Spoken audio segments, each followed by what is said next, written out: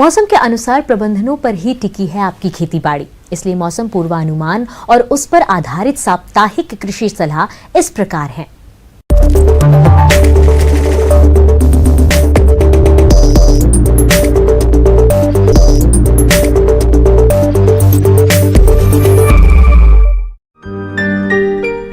ग्रामीण कृषि मौसम सेवा मौसम पूर्वानुमान एवं कृषि सलाह जिला जयपुर द्वारा भेजे गए मौसम पूर्वानुमान रिपोर्ट के आधार पर जिला जयपुर और इससे लगे जिलों के किसान भाइयों को सलाह दी जाती है कि आगामी 2 दिनों के दौरान आसमान में बादल छाए रहने के साथ अच्छी बारिश होने की संभावना है। आगामी 2 दिनों के दौरान अधिकतम तापमान 36 से 37 डिग्री सेल्सियस और न्यूनतम तापमान 24 से 25 डिग्री सेल्सियस रहने की संभावना है। अधिकतम सापेक्षिक आर्द्रता 62 से 67% और न्यूनतम सापेक्षिक आर्द्रता 38 से 39% रहने की संभावना है। हवा की औसत गति 12 से 15 किलोमीटर प्रति घंटे की दर से चलेगी।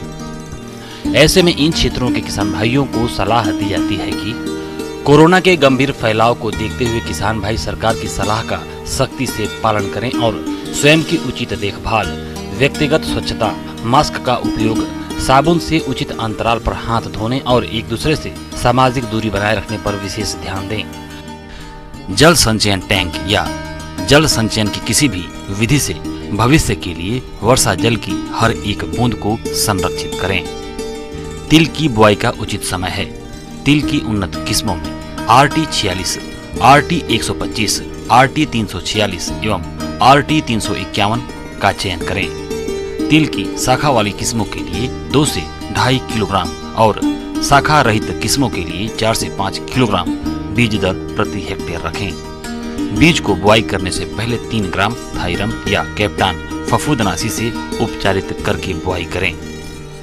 मूंग की उन्नत किस्मों में SML 668, RMG 975, MSG 118, RMG 268, RMG 492 और RMG 344 और IPM 2-3 का चयन करें। ग्वार फसल की बुआई का उपयुक्त समय है।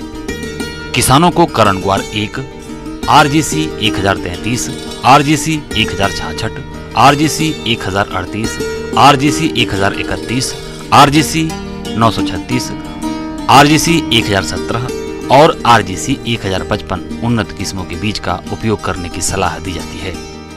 बुआई के लिए 15 से 20 किलोग्राम बीज प्रति हेक्टेयर प्रयोग करें। अंगमारी रोग की रोकथाम के लिए बीज को बुआई से पहले प्रति किलोग्राम बीज को 250 ppm एग्रोमाइसिन के घोल से उपचारित करें। पंक्ति से पंक्ति की दूरी 30 सेंटीमीटर और पौधे से पौधे की दूरी 10 सेंटीमीटर रखें। बाजरा की बुआई का उपयुक्त समय जून के अंतिम सप्ताह से जुलाई के तृतीय सप्ताह तक है। किसानों को RHB 223, RHB 234, RHB 177, RHB 173, RHB 154, HHB 299, HHB 67 improved, राज 171, MPMH 17, MPMH 21 उन्नत किस्मों के बीज का उपयोग करने की सलाह दी जाती है। बुआई के लिए 4 से 5 किलोग्राम बीज प्रति हेक्टेयर की दर से प्रयोग करें। अर्गट रोग के प्रबंधन के लिए बुआई से पहले बीज को 20% नमक के घोल में उपचारित करें। पंक्ति से पंक्ति की दूरी 40 से 45 सेंटीमीटर और पौधे से पौधे की दूरी 15 सेंटीमीटर रखें। जिन किसानों के पास मिर्च, टमाटर और बैंगन की पौध तैयार है, उन्हें खेत में रोपाई की सलाह दी जाती है। मूंगफली की बुआई का उचित समय है। RG 382, TG 37A, RG 425, RG 510, RG 559-3 व गिरनार 2 उन्नत किस्में हैं। मूंगफली की झुमका किस्मों के लिए 100 किलोग्राम बीज एवं फैलने वाली किस्मों के लिए 80 किलोग्राम बीज प्रति हेक्टेयर की दर से रखें। मूंगफली की फसल को कॉलर रट रोग से बचाने के लिए बुआई से पहले प्रति किलोग्राम बीज में कार्बोक्सिल 37.5% और थाइरम 3 ग्राम मिलाकर उपचारित करें।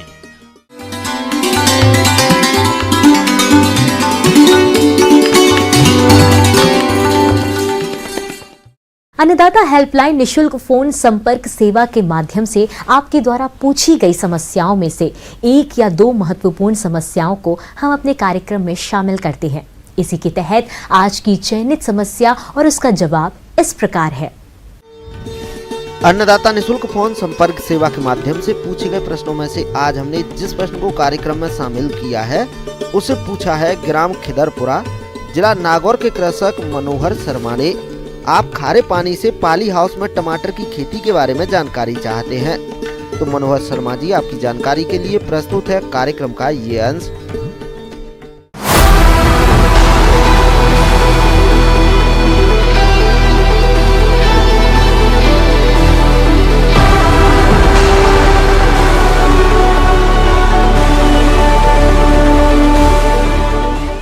हम जो पॉली हाउस में सब्जियां उगाने का जो प्रयोग कर रहे हैं वो उसमें हमने शुरुआत में 2015 में हमने इसकी शुरुआत की थी और शुरुआत में हमने टमाटर, शिमला मिर्च और हरी मिर्च इन तीनों सब्जियों के साथ में हमने प्रयोग शुरू किया था।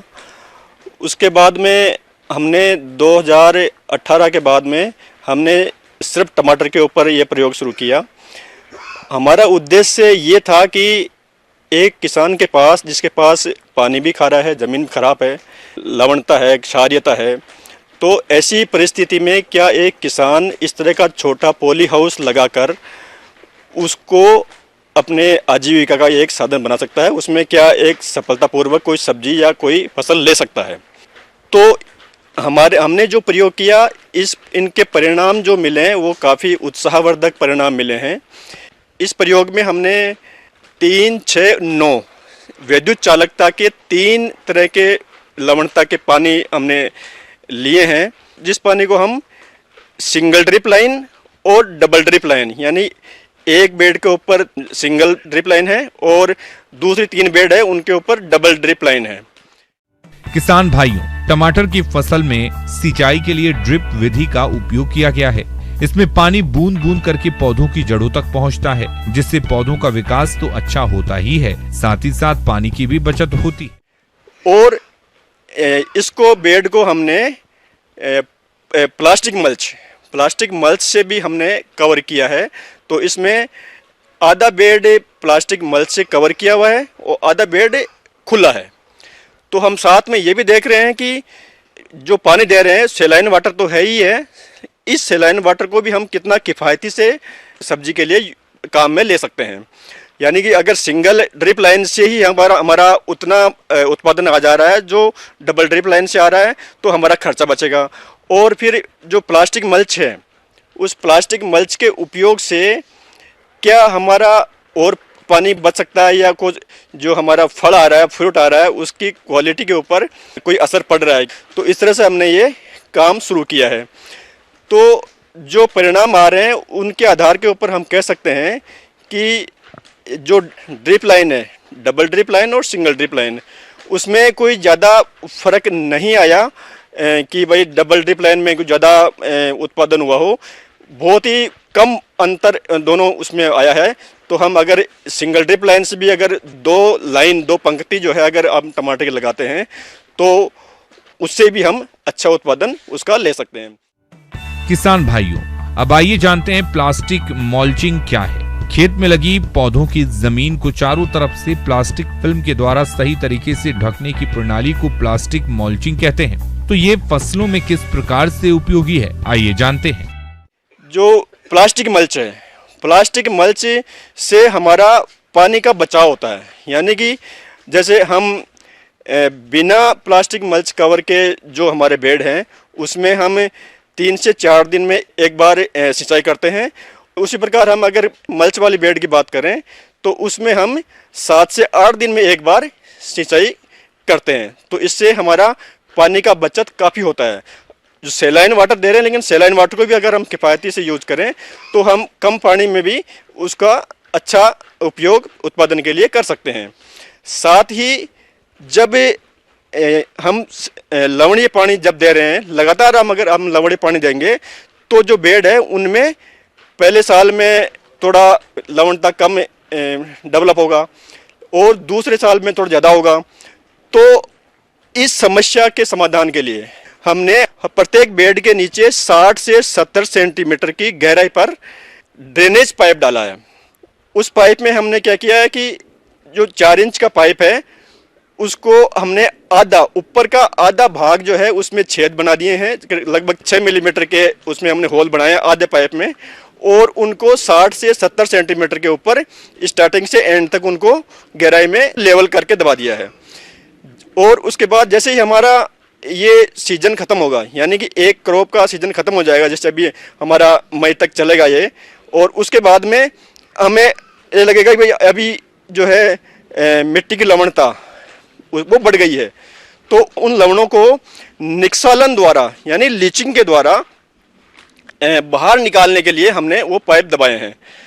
तो उसको हम, जो हमारे पास अच्छा पानी उपलब्ध है, जैसे बारिश का पानी इकट्ठा करके रखते हैं तो वो भी उपलब्ध है, और जो भी हमारे पास अच्छा पानी उपलब्ध है उसको हम इन सभी बेड में पूरा भर देंगे। तो जो मृदा में, जो मिट्टी में जो लवण उत्पन्न हो गए हैं, तो वो पानी के साथ में घुलकर और वो उन पाइपों के द्वारा वो बाहर ड्रेन हो जाएंगे, यानी कि बाहर वो निष्कासित हो जाएंगे। तो जो पाइप दबाए हैं इसका उद्देश्य ये था कि हम किस प्रकार से इस पॉली हाउस को टिकाऊ उत्पादन के लिए काम में ले सकते हैं। तो ये हमारी जो टेक्निक है, ये तकनीक है बहुत ही